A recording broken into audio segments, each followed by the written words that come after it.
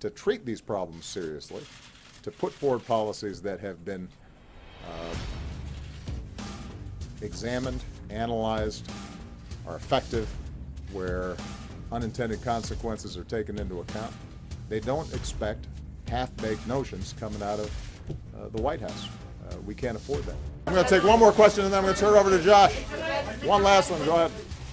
Mr. President, the Republican frontrunner today outlined his plan to pay it's, for the wall along the border, which includes barring undocumented immigrants in the U.S. from sending money back home. What would be the real implication of this plan, and are his foreign policy proposals already doing damage to U.S. relations abroad?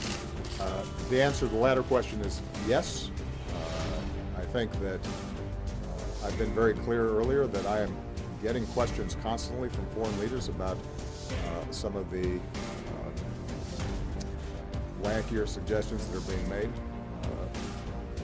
I do have to emphasize that it's not just Mr. Trump's proposals. And you're also hearing concerns about Mr. Cruz's proposals, which in some ways are just as draconian when it comes to immigration, for example. The implications with respect to ending remittances, many of which, by the way, are from legal immigrants and from individuals who are sending money back to their families, are enormous. First of all, they're impractical. We just talked about the difficulties of trying to enforce huge outflows of capital. The notion that we're going to track every Western Union bit of money that's being sent to Mexico,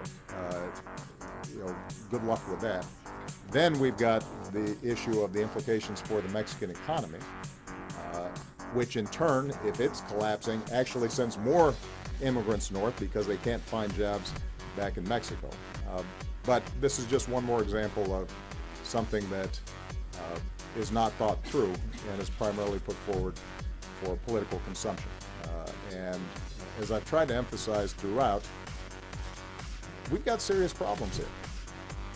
We've got big issues around the world. People expect the President of the United States and the elected officials in this country to treat these problems seriously, to put forward policies that have been